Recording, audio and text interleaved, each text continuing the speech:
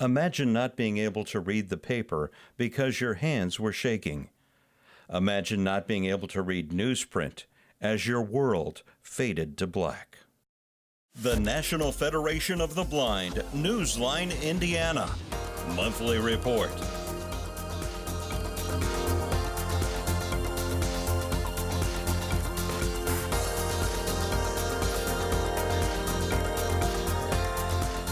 With your host, Lee Martin, and co-host, Florence Myers-McSwine.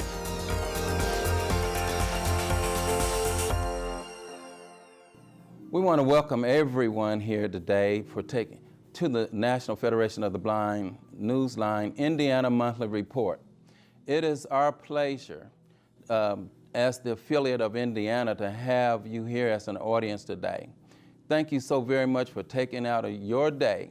Your time has been very busy for each and every last one of us, for you guys to get here on Thursday for this special showing of the National Federation of the Blind Newsline Indiana Monthly Report. Today we are presenting a very special guest. We have a guest here, our national rep. The National Federation of the Blind Convention is this weekend, and it is just a fantastic educational and empowering moment that we have here in Indiana. And for the very first time, our national rep, Miss Denise Avant, she hails out of the state of Chicago, Illinois. You'll learn so much about her in this interview. She is one dynamic individual. And in this interview, I've had a very rough day with her and co-host Florence. A very rough day. So if my hair looks kind of frazzled, it's only because of those two. She's a defense attorney, and Florence is in her defense all day today. So I'm going to be the prosecuting attorney today.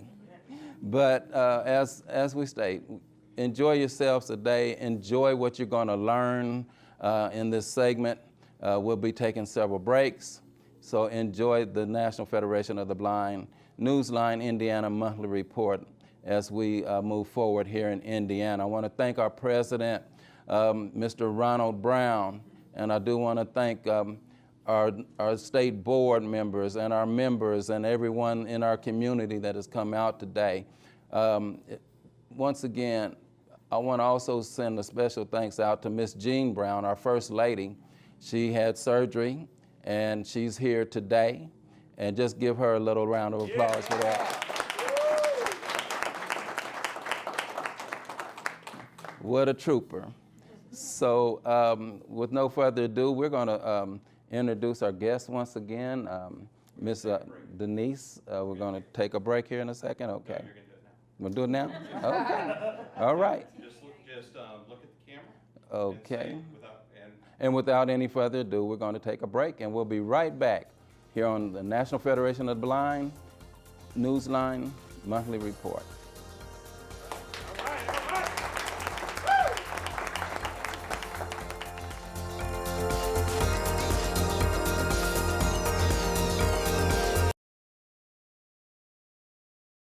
I just graduated college as a blind student.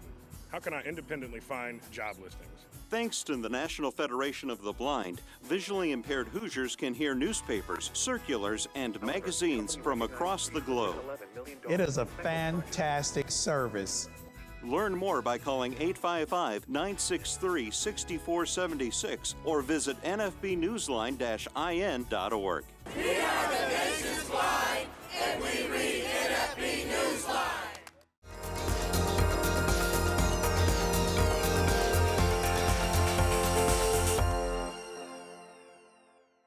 I want to welcome you back to the National Federation of the Blind Newsline Indiana Monthly Report. And we're talking with Denise Avant from Chicago, Illinois, our national rep for the Indiana State Convention. This is our 63rd convention. And Denise, tell us something about yourself. When did you lose your sight? I was born blind. I am I have Leber's congenital amaurosis, which is basically progressive damage to the retinas, and I had some usable vision when I was younger, but as I indicated, as you grow older, your vision deteriorates, and so I no longer have usable vision. I just have light perception and some hand motion. Okay, so as a young girl, at that time, I'll say girl, growing up in Chicago? Yes. Okay, and you grew up in your family household? Yes. Okay, and do you have any brothers and sisters? I was raised as an only child. I'm my mom's and dad's only child. My interaction when I was growing up was primarily with my cousins, my friends that I made at school where I went, and also various activities that I participated in while I was growing up. So as a child growing up, when did you realize that you were dealing with or coping with sight loss? Well, I always knew that I was coping with sight loss. I just didn't know how severe the sight loss was because, as I said, I had some usable vision. I, learned to, ride a bike, though not necessarily well. I would, play a little ball, but, like a volleyball, but, it's hard for me to see the ball. I didn't really appreciate why, and I would do all of the same things other children would do, but I just was not as good at it. And of course, later on, as I grew up, I began to understand that it became because I didn't have enough vision to really be doing those things. But yet I was glad for the experience of having done it. I would say the major challenge that I had was really just assimilating into society and doing the same things that other kids did. Because, for example, when I was growing up, I took the yellow school bus to school. I did not learn to use a cane until I was 13, and I did not get on public transportation until I was 13. When I was on the street, I stayed largely in front of the house. I, was not permitted to roam around as other children did or run down to the candy store, and I didn't understand then why that was the case, but, like I said, as I grew older, I began to understand those things. Okay, so as a child coping with blindness, do you feel right now, at this point, do you think that you were a protected child? You were protected by your family, friends? I feel that I was definitely protected by my mom, by both my grandmothers. They had their expectations of me, but they, like most loving parents who don't understand blindness and don't understand, especially not back then, the capabilities of blindness, of blind children, they would only let me do so much, But then, because of my vision loss, like I said, I didn't travel around the city, and I didn't go off my block without being in the company of someone until I got to be a teenager. Now, you mentioned, though, that you were introduced to the cane at 13? Yes. So, along with the cane, when were you introduced to Braille? I did not learn Braille until I went to high school. I'll explain it this way. In Chicago, if you had any usable vision at all, such that you could see print, we had two types of classrooms if you were being mainstream. So there would be one classroom, they called it the Braille classroom, that they sent kids with little or no vision, and they taught them Braille. But if you were a child like me who could see some print no matter how difficult it was. They sent you to what was then called the sight saving room. And they gave you large print, and you were encouraged, you know, to use your vision. And your sight-saving teacher, which is now called a TVI, well, if there were classroom assignments from your other classes that you went out to, then she would make them large so that you could be able to read them, or she would read them to you herself. But when I had really done well in school, and as I was getting older, my vision teacher said, you know, I think you're college material, but this print is only going to get smaller. You need to, she talked to my mother finally and said, you know, she needs to go to a school where she can learn Braille. So when I went to high school, I was exposed to Braille for the first time in my life. I barely knew what it was.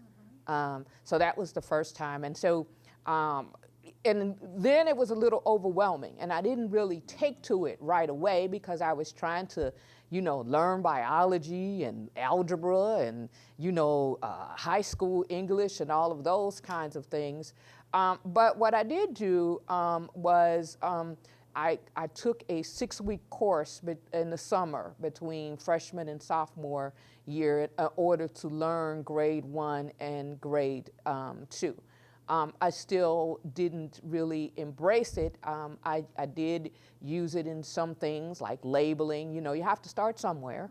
And, but I mainly relied on still the vision that I had and readers, because when I got to high school, we had readers in our in our study hall who would read our assignments to us. That's very interesting that you had to wait till be almost a teenager before you was introduced to Braille, where you could really study it, the advantages and disadvantages of that. And we'll talk a little bit more about that when we come back from our break. So we're getting ready to take a break on WHMB 40 here in Indianapolis, Indiana, and we'll be right back, so stick with me.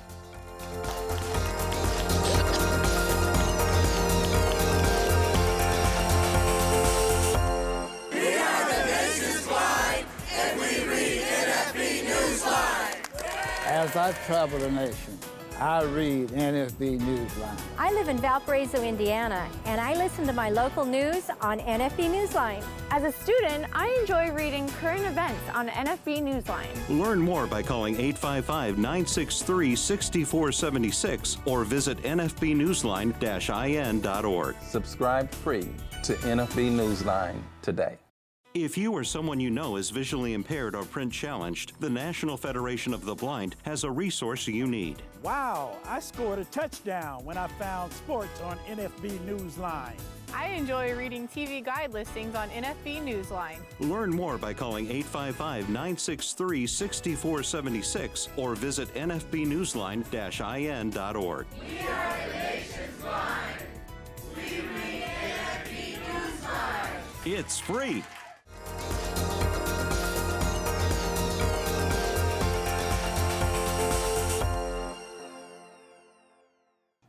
I want to welcome you back to the National Federation of the Blind Newsline Indiana Monthly Report. And we have questions in our audience today. So let's go to those questions, Kelly. Okay, and your name is, sir? My name is Michael from Evansville, Indiana. And I'm just curious, Denise, being an attorney is a great accomplishment for anyone. I'm curious, what was your greatest obstacle and your greatest accomplishment? Good question. My greatest obstacle, I think, was showing people that one could actually be an appellate lawyer, because that's what I ultimately became. And when you do appellate practice, you have a lot of research. There's massive amounts of reading. You have to do a lot of writing where you're citing a lot of cases.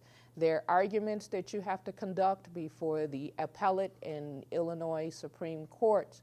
And so a lot of blind people tend to reject that because they seem to, feel like they can't handle all of that reading. And thank God for the technology explosion in the 90s, because I was able to do that because of the technology explosion.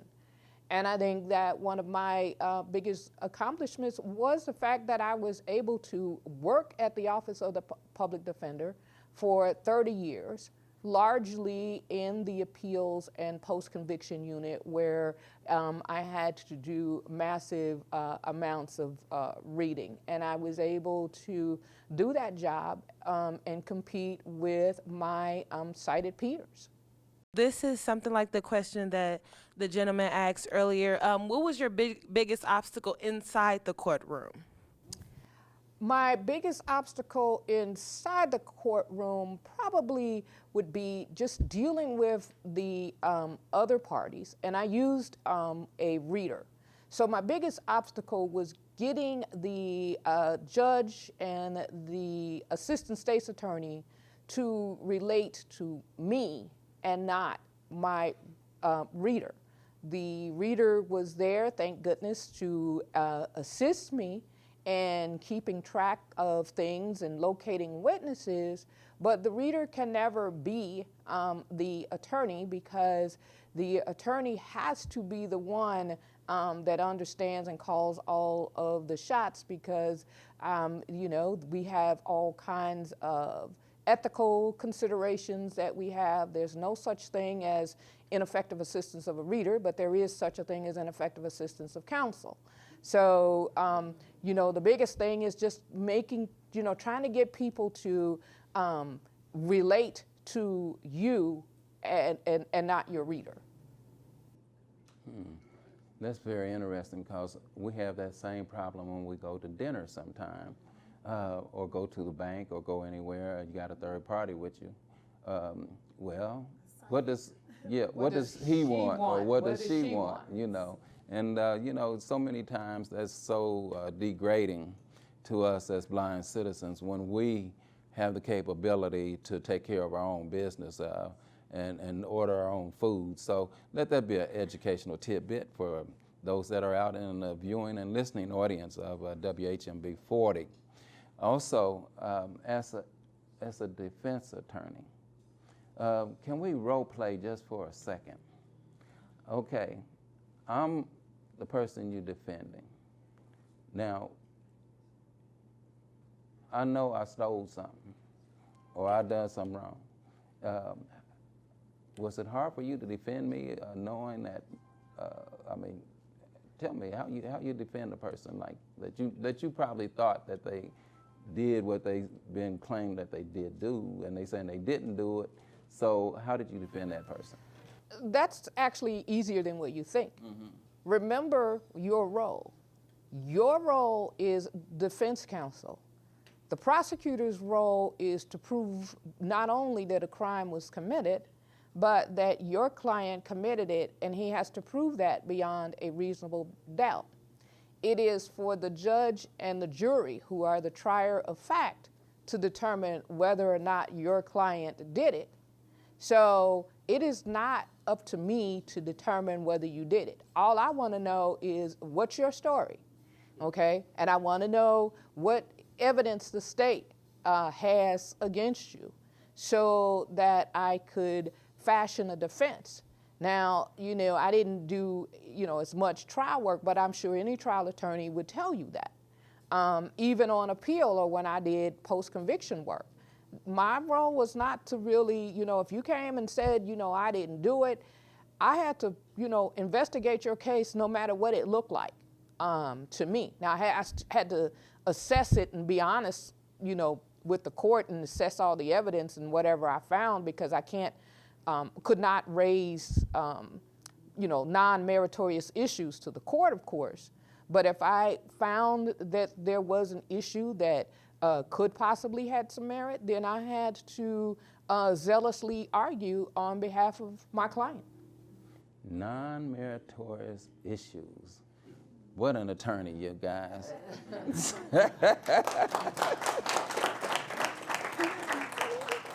So We have 1 minute left before we end this segment, and I just wanted to ask you real quickly, and we'll come back with this on our next show. Your challenges, as some of the members in the audience asked you, your challenges with education, though, getting to the point to where you wanted to take the law exam and all of that. What was your greatest challenge for that, you know, just getting prepared? Well, actually, well, there's two spots. There's the law school testing that we all have to do to enter into law school, and then there's the bar exam. So I don't know which one you Either are. one. Talk about the first. Which one was first to you? Well, the first one, the law school entrance exam, back then, because we're talking about the early 80s, we did not have to take that because, of course, there was low expectations. They felt that we could not take it because it was too visual for us. But thanks to the National Federation of the Blind, many people who want to go to law school are now taking that exam using reasonable accommodations.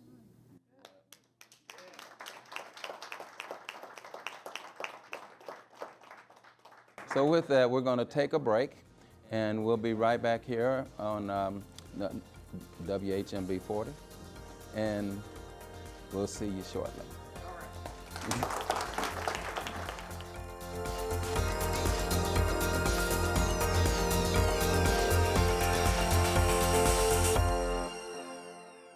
If you or someone you know is visually impaired or print challenged, the National Federation of the Blind has a resource you need. I use NFB Newsline when reading Hammond Northwest Times. Using NFB Newsline, I read the Christian Science magazine.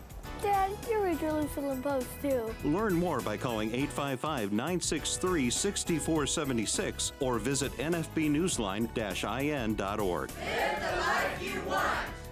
Read NFB Newsline. It's free. We are the nation's blind, and we read NFB Newsline.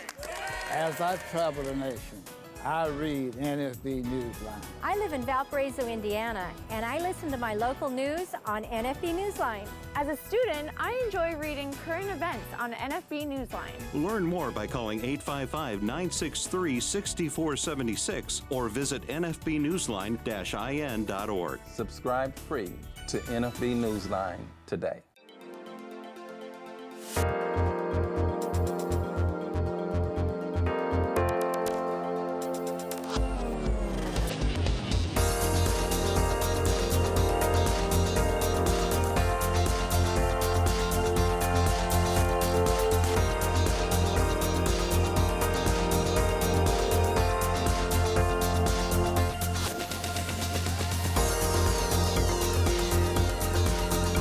National Federation of the Blind Indiana Monthly Report. For more information, go to nfb-in.org or call 317-205-9226. That's 317-205-9226. The National Federation of the Blind encourages you to live the life you want.